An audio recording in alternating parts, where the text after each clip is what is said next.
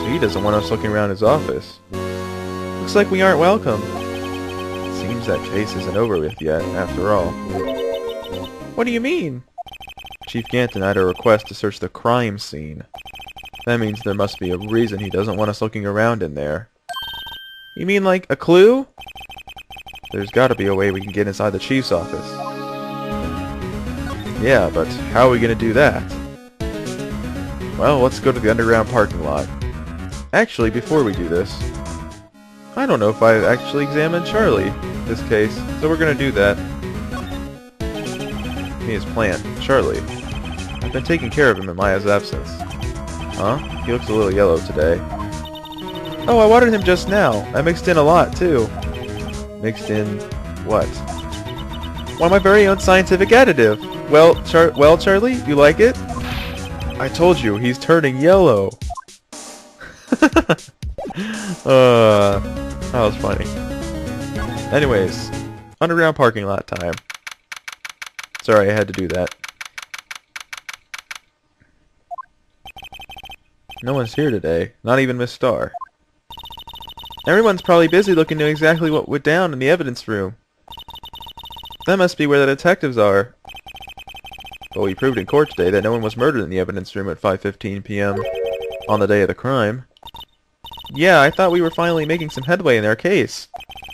But instead it looks like we just ended up making Lana look even more guilty. Hang in there, Lana. I've got to find all the answers by tomorrow. Maybe Edgeworth's around. Or maybe not. Who knows? He's a mysterious guy. Mr. Edgeworth isn't here. Maybe he's being questioned by an inquiry committee. Yes, said it right. Took a real biddy in court today. Yeah, with Lana admitting to falsifying evidence 2 years ago. I guess we'll have to come back later. Yep. Anyways, where do we go from here? Well, we could try going back to the criminal affairs again. Wow, really? Okay. Hey, pal. Detective Gumshoe, were you in a meeting? I was, just taking a breather. My feet hurt. From sitting so long in the meeting? Actually, I had to serve everyone coffee. Sounds like a Detective Gumshoe's still out of the loop. Say, have either of you seen Mr. Edgeworth? Edgeworth? No. Why do you ask? He's under fire from both the police department and the prosecutor's office. It's almost like the battle's between you two in court. That sounds serious. Is it because of what my sister said? That's basically what it all boils down to. That falsified evidence 2 years ago. Now Mr. Edgeworth has the whole world after his blood. Yikes. Anyway, it's Gumshoe. Why would Edgeworth be blamed? It's not like he knew if evidence was forged. Lana Skye is the guilty party here, isn't she? Regardless, the prosecutor is responsible for the evidence and presents in court. Not only that, but as you know, there have been a lot of rumors going around about Mr. Edgeworth. Those who don't like him haven't been able to do anything because of his amazing talent as a prosecutor. But now with this, are there really so many people who hate him? In our world, only those with talent rise to the top. Mr. Edgeworth not only had that, but he's young. There's no better recipe I know for making enemies. Hey Dick, keep up the good work. Yes, sir. Let's go out for lunch again sometime. My treat. Yes, sir. You gotta take me back to that joint sometime, okay, Dick? Yes, sir. Seems like you don't have any problem with enemies. Yeah, well, I'm careful not to stick out. Maybe it's because you don't have any talent and you're not that young. Anyway, I'm a bit worried about him. Under all this pressure, I'm afraid Mr. Edgeworth will just might crack. Actually, I took a look at the file earlier while the coffee was brewing. Seems generally concerned for Edgeworth. Yeah, he cares about Edgeworth a lot, man. Well, did you find out anything? The only evidence Doug left behind was during his final attack.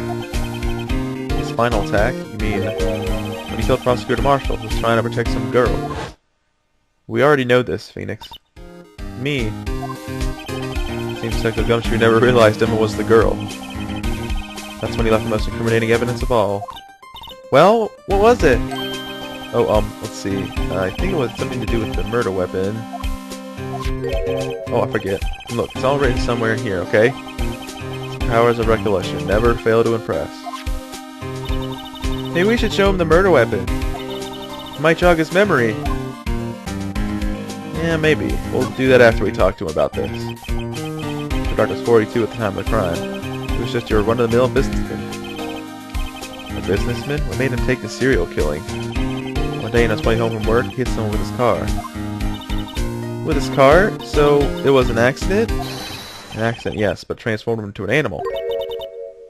An animal? He killed a man that witnessed the accident. Then he killed a lady who saw the second crime. The kid walked by just then, so he killed him too. Then when he was burying the bodies, the jogger came upon the scene and was killed as well. Finally, he turned himself in. Seems he was a pretty careless animal. Of course, this is all conjecture. There wasn't a single shred of evidence. So he turned himself in. Yes, but in the middle of his questioning, he fled and murdered his final victim. Prosecutor Marshall. That crime was witnessed by someone too, but fortunately he was arrested on the spot. It's a good thing that last witness wasn't killed. That last witness. Must mean Emma. Dang it, Gumshoe. Your ignorance is not always bliss, you know that? Anyways. About this. Hey, don't tell me that's has a tag attached to it with the label SL9 incident on it. I believe this would be the broken murder weapon you were speaking of. What are you doing with that? Ever since that case was closed, that knife's been locked away in a locker. On the day Detective Goodman was murdered, this suddenly disappeared from the locker. And was found in Mr. Edgeworth's car muffler. That's it. Now I remember what that incriminating piece of evidence was. When he showed me that knife, it all came back to me. Well, what is it, Detective? Quick, before you forget again. Yeah, what is it? This knife. It was Joe Dark's, wasn't it? That's right. I traced it back to the store he bought it at, and it had his fingerprints on it, too. But no one actually witnessed him using it to murder anyone, right? That's where his luck ran out. When you take a good look at the knife, you'll see it's broken. You don't have to take a good look to notice that. Yeah, well anyway, take a guess where the broken off tip of the knife was found. That's what did him in. Where was it? The victim, Neil Marshall, was carrying it inside his own body. It was found deep inside the stab wound. Did it match Dark's knife? What? Did it match Dark's knife? You bet, down to the last fiber. That's pretty conclusive. It doesn't seem really very realistic, though, that a knife tip would break off in someone's wound. But, I guess it could happen. Well, there you have it in a nutshell. That's all I know. Can I ask you one more thing? What is it? If it's money you need, you should ask Chief Gant. It's not money, but it does concern the Chief. His office is a crime scene, right? It's where Prosecutor Neil Marshall was murdered. The Chief's out now and his office is locked. But we'd like to have a look around if that's okay. Well, a detective's ID card can unlock the door. What? Really? But if I let a civilian in there, I'd be charged with breach of trust. Breach of trust? Simply put, I'd be canned. Oh. Sorry, pal. I don't plan on getting fired because of you. How about this ID card? It was Detective Goodman's. That won't work either. The data was deleted the day he died. Oh. So in other words, Gumshoe is our only chance of getting into that office. I wonder if there's something we could show him that would make him change his mind. There is something we could show him, but we don't have the evidence yet. Where is this evidence found, you may ask? Not at the Criminal Affairs Department, because I just went there on complete accident. And, it's not in the underground parking lot. It is in the High Prosecutor's office. Mr. Miles Edgeworth. I wonder if Edgeworth is back yet. There he is! It looks like he's writing something. Huh? What are you doing here? Sure was quick to throw that paper on the floor. Tough day in court, huh? I've had to live the past 2 years with rumors flying around. What's another allegation to me? Cheer up, Mr. Edgeworth. I'm rooting for you. That's Edgeworth for you. Always trying to hide his real feelings. Edgeworth, you just gotta step out of the closet. Just tell us your real feelings. So, what do you want? Unlike some people, I don't have all day. Talk about some forged evidence. There's no excuse for what I've done. 2 years ago, I used false evidence to obtain a guilty verdict. That's what it all breaks down to, and nothing I do can erase that fact. But you didn't know, did you? I mean that the evidence was falsified. The police department and the prosecutor's office share a bond of trust. If that bond is broken, we stand to lose everything. The police department's error is my error, my responsibility is the prosecutor in charge. That fact remains the same no matter what excuses I might have. Mr. Edgeworth! I take pride in my work. So tell me why. Why has it all come to this? Even Edgeworth can't keep this kind of emotion bottled up. Yeah, he's pretty good at bottling up his emotions. Are you up for the trial tomorrow? First last year's trial and now this one. Seems all you could do is worry about me. To be honest, you're getting on my nerves. But Mr. Edgeworth, you can't just walk out on the trial. Tomorrow's the last day. It's too late to change prosecutors. But that's what my superiors are banking on. I never thought that case would come back to haunt me like this. What do you mean? That list of evidence, it seems too short. Most lists run twice as long. It's only half as long as most lists? That is odd. After Neil Marshall was murdered, I became prosecutor for that case. I may not have been part of the investigation, but at the time there was only one thing on my mind. I'd used the evidence I was given to prove the suspect guilty. Say, we just saw a picture taken around that time. That picture, something seemed strange about it. Yeah, it was the prosecutor's award. We're not going to talk about that right now. Could you tell us what happened? Could you tell us again about what happened that day? The day Detective Goodman was murdered? You were participating in a ceremony over at the station, right? I've never cared for ceremonies, but I had to attend that one. Because you were awarded this? Those receiving awards can't exactly skip out on the ceremony. I finished up at the office in the morning, then drove over to the police department. You finished up at the office? Yes, just odds and ends. Clerical stuff. I didn't plan on returning to the office that day. That is, until I was asked to take something back. Oh yeah, that screwdriver. Take something back? What the? Ah! Sorry, did not mean to do that. This. Oh yeah, Chief Gann asked you to hold on to that, didn't he? Yes, it was a piece of evidence in a case that was closed half a year ago. He asked me to bring it back to the prosecutor's office. That's the story we heard yesterday. So you came back here to the prosecutor's office because the chief asked you to? That's right. What? That's right. Why did I say it like that? That's right. I think we have to present his award. You know, it wouldn't hurt if you put this up somewhere, like on a shelf. That has no meaning for me anymore. What do you mean, anymore? That's who I was last year. What good is it to dwell on the past? He's asking me? That makes me kinda mad. Actually, something's been troubling me about this shield. Look, do you notice anything different? Different? Yeah, don't you remember? The other shield in the court record? I guess I better present this other shield.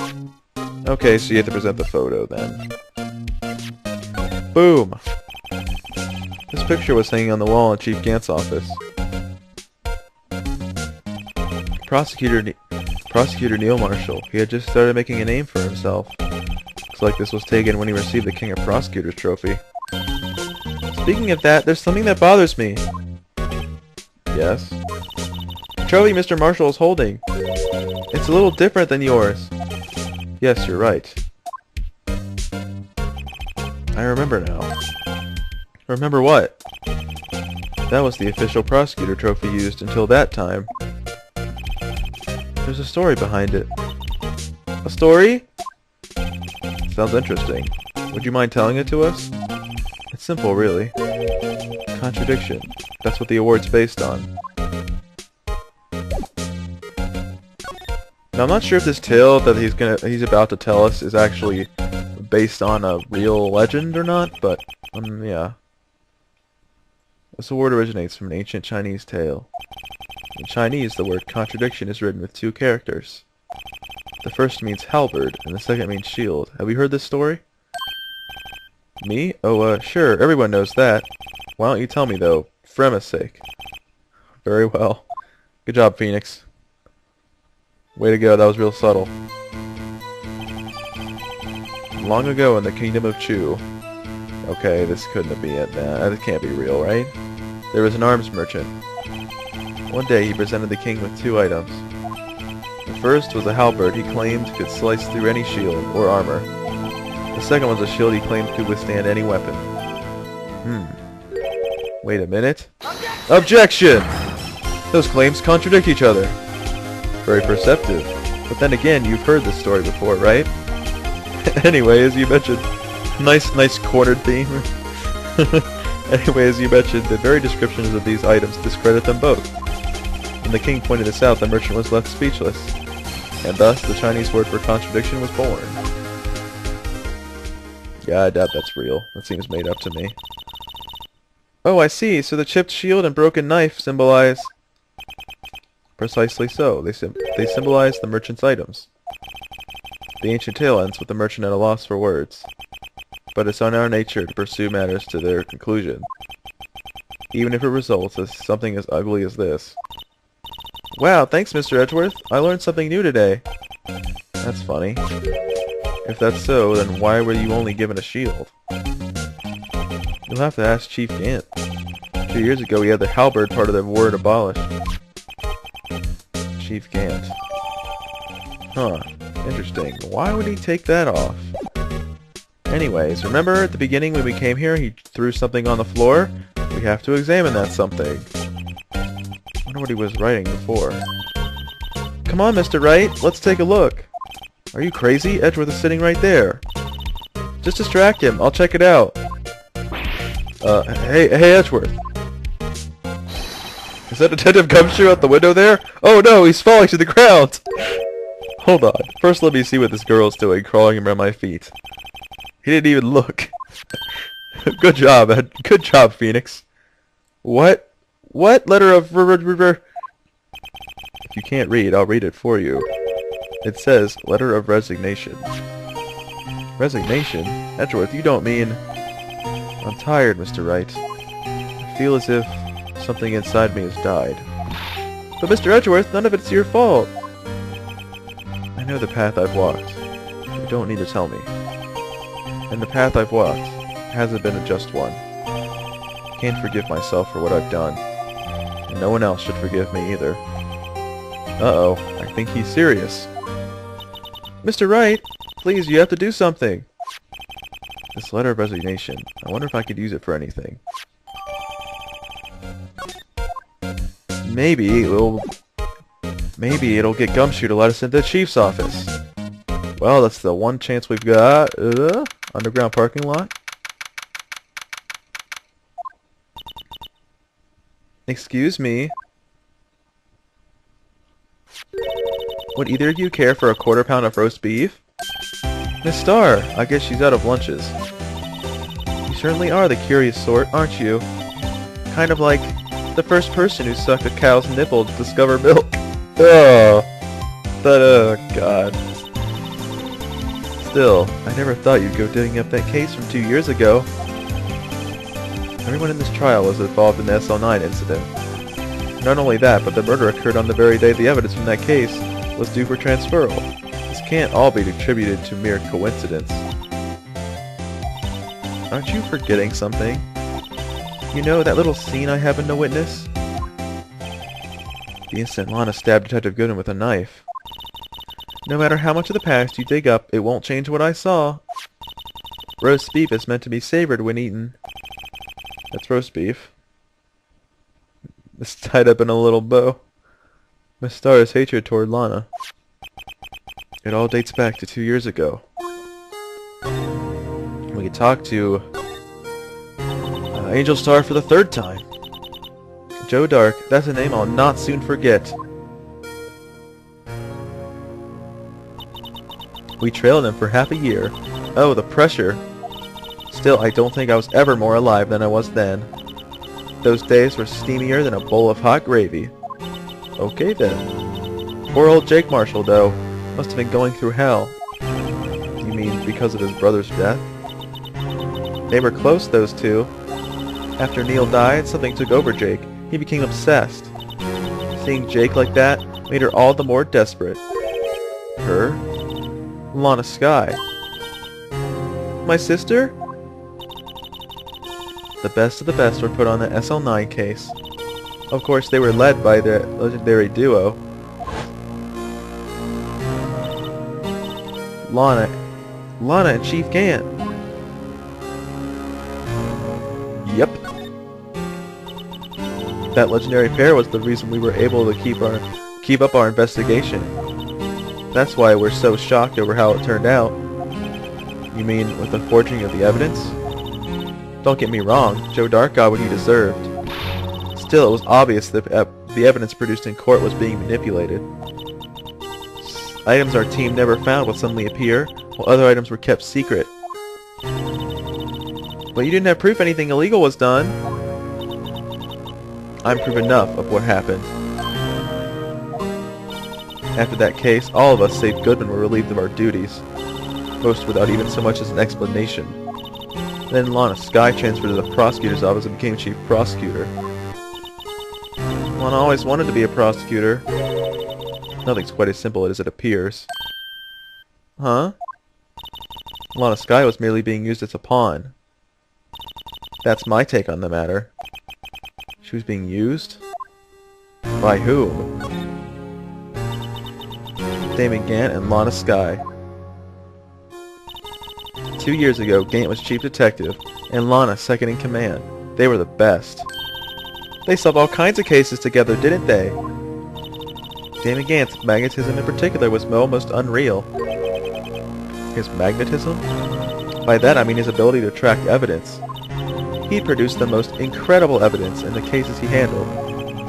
Incredible evidence? You mean... Oh yes, there were rumors about him even back then.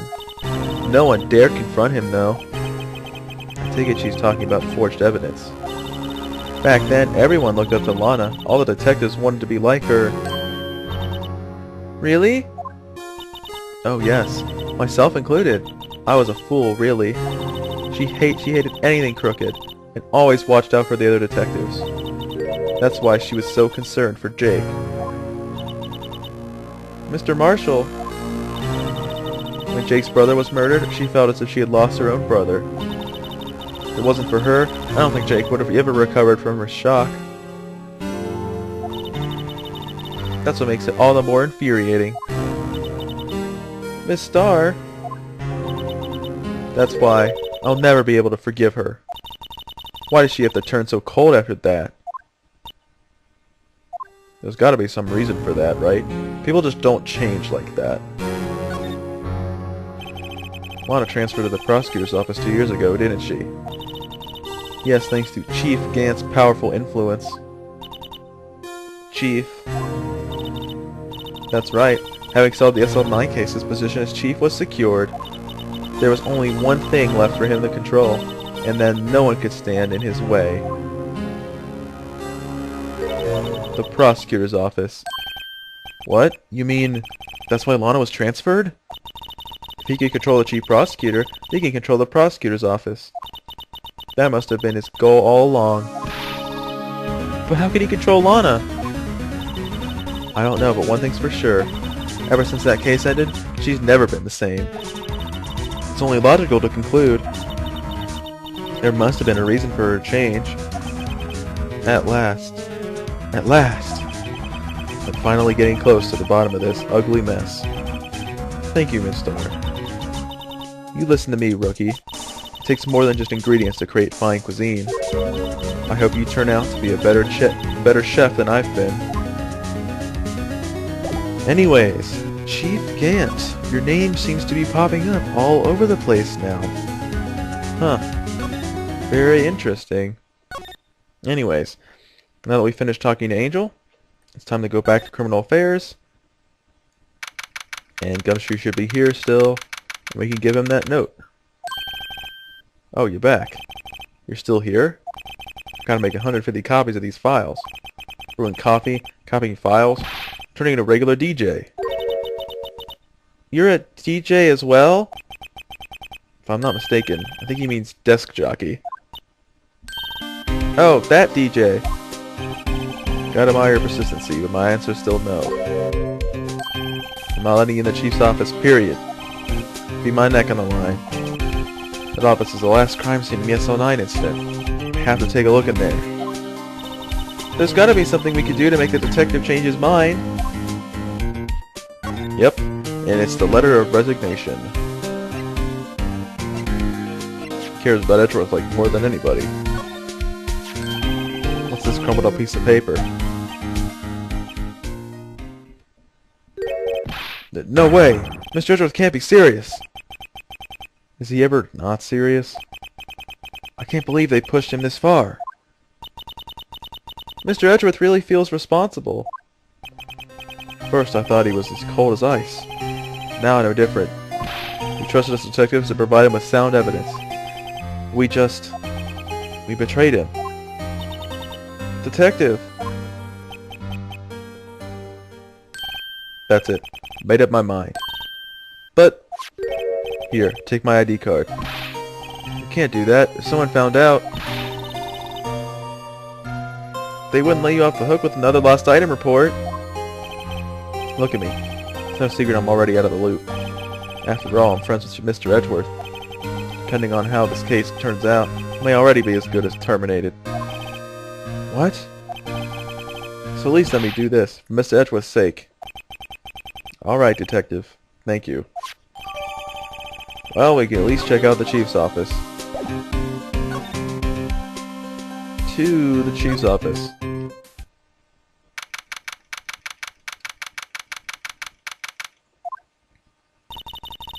Here goes, Mr. Wright.